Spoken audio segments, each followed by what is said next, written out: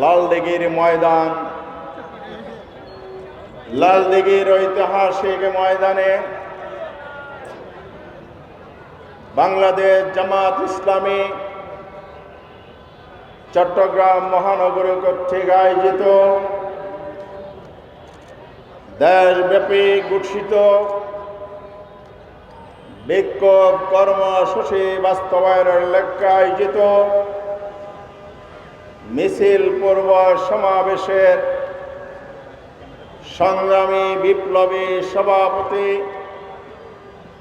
চট্টগ্রাম মহানগরীর আমির, কেন্দ্রীয় কর্ম পরিষদ সদস্য, সাবেক জাতীয় সংসদ সদস্য, মজলুম জননেতা জনাব শাহজাহান চৌধুরী, মঞ্চে উপবিষ্ট আছেন জামাত ইসলামের কেন্দ্রীয় কর্ম পরিষদ সদস্য অধ্যাপক আহসানুল্লাহ সহ কেন্দ্রীয় মহানগরীর নেতৃবৃন্দ, সম্মানিত উলামায়ে কেরাম, সাংবাদিক বন্ধুগণ, চট্টগ্রামের, আমার প্রিয় চট্টগ্রামের সর্বস্তরের জনসাধারণ, আজকের এই সমাবেশে চট্টলার নগরীর অলিতে গলিতে একটি স্লোগান উচ্চারিত হয়েছে। চট্টলার বিপ্লবী প্রতিবাদী মাটি প্রকম্পিত হয়েছে আজ। সেই স্লোগান হচ্ছে মজলুম জননেতা আজহারুল ইসলামের মুক্তি চাই। আজকে শুধু চট্টলা নয়, আজকে গোটা বাংলাদেশের মানুষ ফুঁসে উঠেছে একটি দাবিতে, একটি আওয়াজ, সর্বত্র একটি কণ্ঠ উচ্ছ্বসিত হয়েছে। সেটি হচ্ছে আজকে কবি নজরুলের যে কবিতা শিল্পের কণ্ঠে শুনেছেন, লাথিমার ভাঙনে তালা যত সব বন্দিশালা, আমরা বন্দিশালার তালা ভাঙতে এখন চাই না। কারণ বর্তমান সরকার এদেশের মানুষের রক্তের বিনিময়ে লাশের উপরে দাঁড়িয়ে শপথ নিয়েছে। যেখানে আমাদের রক্ত ঝরেছে, 15 বছর জুলুম, নির্যাতন, অত্যাচার, কারাবরণ, ফাঁসির রশিদে আমাদের নেতৃবৃন্দকে ঝোলানো হয়েছে। তেমন একটি প্রেক্ষাপটে সরকার ক্ষমতা এসেছে। জনগণের আন্দোলনের ফসল সেই সরকারের কাছে জেল তালার তালা ভেঙে আমাদের নেতাকে মুক্তি করতে হবে, আবার রাজপথে আমাদের নামতে হবে, এটা আমরা কখনো ভাবি নাই। কারণ 5ই আগস্ট যে বিপ্লব হয়েছিল, বঙ্গভবনের সেদিন 60টি রেজুলেশন হয়েছিল, সেই মিটিংয়ে আমি ছিলাম। সেদিন সকল রাজনৈতিক নেতারা একটি কথা বলেছে, এই আওয়ামী ফ্যাসিবাদের আমলে যত গায়েবী মিথ্যা মামলা হয়েছে, সকল মামলার আসামিদেরকে নিঃশর্ত মুক্তি দিতে হবে। সেই আদেশের ভিত্তিতে প্রেসিডেন্ট নির্দেশ জারি করেছিলেন বলেই বাংলাদেশের সাবেক প্রধানমন্ত্রী বেগম খালেদা জিয়া সহ অসংখ্য রাজবন্দী মুক্তি পেয়েছিলেন।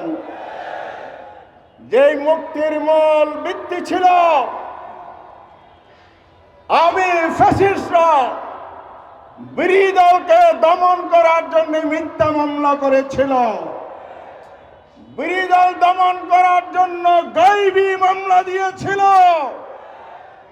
জামাত ইসলামীর শক্তিকে ভয় পেয়ে আন্দোলনকে দমন করার জন্য জামাতের নেতা কর্মীদের বিরুদ্ধে সেদিন মামলা দায়ের করেছিল। একে অসৎ উদ্দেশ্যে জামাত ইসলামীকে রাজনৈতিক আদর্শিকভাবে মোকাবেলা করতে ব্যর্থ হয়ে আমির জামাত শহীদ মাওলানা মতিউর রহমান নিজামী, আল্লামা দেলাওয়ার হোসেন সাঈদী সহ কেন্দ্রীয় নেতৃবৃন্দের বিরুদ্ধে তথাকথিত যুদ্ধাপরাধের ট্রাইব্যুনাল করেছিল। সেটা কি ব্রিটিশ আমলের মামলা না আদালত, নাকি আওয়ামী দুঃশাসনের আমলের মামলা এবং আদালত? আপনারা কি আমার কথা বুঝতে পেরেছেন? এটা কোনো ব্রিটিশ বা পাকিস্তানি শাসক গোষ্ঠীর আমলের আদালত নয়। যে সাজানো মামলা এবং ফরমায়েশি রায়ের মাধ্যমে আমাদের প্রিয় নেতা জামাত ইসলামের তৎকালীন ভারপ্রাপ্ত সেক্রেটারি জেনারেল, বাংলাদেশের জাতীয় নেতা এটিএম আজহারুল ইসলামকে বন্দী করে রাখা হয়েছে, সেই মামলাটিও আওয়ামী দুঃশাসনের আমলের একটি সাজানো মামলা।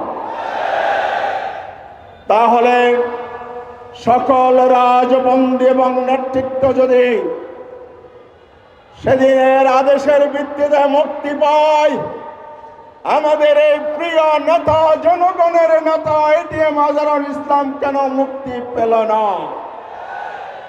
সরকারের কাছে এটা আমাদের জিজ্ঞাসা। আজকে আমরা লালদিঘির ময়দান নয়, গোটা বাংলাদেশ থেকে যে আওয়াজ তুলতে চাই, এটিএম আজহারুল ইসলাম বাংলাদেশের একজন নাগরিক। তিনি ছাত্র জীবনে ঢাকা বিশ্ববিদ্যালয় ইসলামী ছাত্র শিবিরের প্রথম সভাপতি ছিলেন, রাজধানী মহানগরী জামাতের আমির ছিলেন, দীর্ঘ সময় রাজপথের আন্দোলনে নেতৃত্ব দিয়েছেন, বৈষম্য বিরোধী বাংলাদেশ, গণতান্ত্রিক বাংলাদেশ গড়ার জন্য বহুবার জেল কেটেছেন। এটিএম আজহারুল ইসলাম বাংলাদেশের সমাজ রাজনীতিতে যার অসংখ্য অবদান রয়েছে, তিনবার জাতীয় সংসদ নির্বাচন করেছেন রংপুর 2 আসন থেকে। এটিএম আজহারুল ইসলাম রাজধানীর অবিভক্ত সিটি কর্পোরেশনের মেয়র নির্বাচনের প্রতিদ্বন্দ্বী প্রার্থী ছিলেন। এটিএম আজহারুল ইসলাম মানুষের দুঃসময়ে পাশে দাঁড়িয়েছিলেন একজন জনপ্রিয় নেতা। এই নেতা এই লালদিঘিতে তার রাজনৈতিক জীবনের শেষ সমাবেশ করে গিয়ে ঢাকা ফিরেছিলেন এবং আমাদের নেতৃবৃন্দের বিরুদ্ধে মামলা হয়েছিল ষড়যন্ত্রমূলক, সেই মামলার বিরুদ্ধে তিনি আন্দোলন গড়ে তুলেছিলেন। 11 সালের 19 সেপ্টেম্বর আমরা রাজধানীতে বিক্ষোভ মিছিল করেছি, সমাবেশ করেছি আমাদের নেতৃবৃন্দের মুক্তির দাবিতে। আর সেই দিনেই সরকারে পেটুয়া বাহিনী লেলিয়ে দিয়েছিল তৎকালীন ফ্যাসিবাদী সরকার। অসংখ্য ভাই আমাদের আহত হয়েছিলেন, গ্রেফতার হয়েছিলেন। এর প্রতিবাদে 19 সেপ্টেম্বর সন্ধ্যার পরে এটিএম আজহারুল ইসলাম সাংবাদিক সম্মেলন করার পরে অফিস করছিলেন, সেই অবস্থায় তাকে কারারুদ্ধ হয়েছে, অন্যায়ভাবে গ্রেফতার করা হয়েছে। আমরা সংগ্রাম আন্দোলন বিচারের আইনি সহযোগিতা নিয়ে 2012 সালে আজহার ভাইকে মুক্ত করেছিলাম। কিন্তু তিনি মুক্ত মানুষ হিসাবে নিজ বাসভবনে বসবাস করতে পারেন নাই। তার বাড়িঘর চতুর্দিকে পুলিশি পাহারা ছিল এবং সিসি ক্যামেরা স্থাপন করে পরিবার পরিজন থেকে বিচ্ছিন্ন করে রাখা হয়েছিল। সেদিন এক পর্যায়ে তাকে সেই 12 সালে কারারুদ্ধ করে আজ পর্যন্ত বন্দিশালায় জিম্মি করে রাখা হয়েছে। আমাদের প্রশ্ন এখানেই, 13টি বছরের অধিক কাল একজন মানুষ পরিবার, সমাজ, নেতা কর্মীদের থেকে বিচ্ছিন্ন কারারুদ্ধ অবস্থায় তিনি নিজের স্ত্রীকে হারিয়েছেন। পেরোলে মুক্তি পেয়ে তিনি জানাজায় শরীক হয়েছিলেন, আপনারা জানেন। এইভাবে ফ্যাসিবাদের আমলে নির্যাতিত হয়েছেন অনেকেই, তিনিও নির্যাতিত হয়েছেন, আমরা অনেকেই নির্যাতিত হয়েছি। আজ প্রশ্ন হচ্ছে, দেশে কি এখন ফ্যাসিবাদ আছে? ফ্যাসিবাদ পালিয়ে গেছে, কিন্তু আমার ভাই জনতার কাতারে পরিবারের কাছে আজও আসতে পারেন নাই। আজকে জামাত ইসলামীর উপর যেমন ফ্যাসিবাদ জুলুম নির্যাতন করেছে, ফ্যাসিবাদের পতনের পরও কেন জামাতের এই শীর্ষ নেতাকে নির্যাতন শিকার হতে হবে, এটা জাতি জানতে চায়। আমি এই জন্য বলছিলাম, কেউ কেউ বলেছেন আঙ্গুল বাঁকা করব, কেউ বলবে অচল অবস্থার সৃষ্টি করব, কেউ কেউ হয়তো ইঙ্গিত দিয়েছেন গাড়ি ভাঙচুর। না, জামাত ইসলামী এগুলো করবে না। তবে আমরা বলতে চাই, জামাত ইসলামী অন্যায়ের কাছে মাথা নত করবে না। আমরা ন্যায় বিচার পাই নাই, আমরা সুবিচার পাই নাই। আমাদের ছাত্র সমাজ, আমাদের জনগণ 5ই আগস্টের যে বিপ্লব করেছে, সেই বিপ্লবের স্লোগান ছিল we want justice, we want justice, we want justice. সেই ন্যায় বিচারের প্রত্যাশা, ন্যায় ভিত্তিক সমাজ প্রতিষ্ঠার জন্যই আমাদের তরুণরা, জনসাধারণ রক্ত দিয়েছে। সে রক্তবর্ণ প্রবাহিত হওয়ার পরও আজও কি আমরা ন্যায় বিচার থেকে বঞ্চিত হব? সেটা কি জুলুম নয়? সেটা কি অন্যায় নয়? সেই অন্যায়কে আপনারা মেনে নেবেন? বাংলার জনগণ কখনো অন্যায়ের কাছে মাথা নত করে নাই, আগামীতেও করবে না। প্রিয় ভাইর, আমার বক্তৃতা দীর্ঘায়িত করার সুযোগ নেই। বক্তব্য ইনশাআল্লাহ লালদিঘির ময়দানে আমাদের নেতা মেরি জামাতকে নিয়ে আমরা বক্তৃতা শুনব, জনসভা করব। আজকে যেহেতু বিক্ষোভ মূলত আমাদের মিছিলেই মূল কর্মসূচি, সেই জন্য সমাবেশে উপস্থিত হয়ে আমরা যে কথা বলতে চাই, বাংলাদেশ আজকে সরকারকে একটি সতর্কবাণী পেশ করছে। আমরা নিয়মতান্ত্রিকতায় বিশ্বাসী, আমরা ধৈর্যশীল, আমরা সুশৃঙ্খল, আমরা দেশপ্রেমিক শক্তি। দেশ গড়ার জন্য আমরা ঐক্যবদ্ধ আছি, থাকব। এই সরকারের সকল ন্যায় নীতি ইনসাফপূর্ণ কাজে আমরা সহযোগিতা করব। তবে কথা বলতে চাই, সংবিধানের 27 নং অনুচ্ছেদ বলা হয়েছে, আইনের দৃষ্টিতে সকলেই সমান। সংবিধানকে কার্যকর আছে, আছে।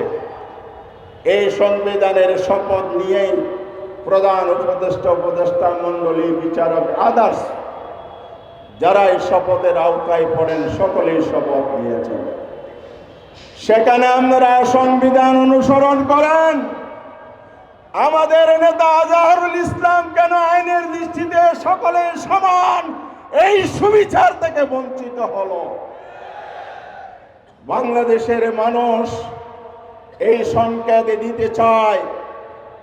আজকে এই কর্মসূচির মাধ্যমে বাংলাদেশ ঘোষণা করছে, বাংলাদেশের জনগণের পক্ষ থেকে জামাত ইসলামী ঘোষণা দিচ্ছে, আমাদেরকে আপনারা বাধ্য করবেন না। 48 ঘন্টা সময় দেয়া হলো।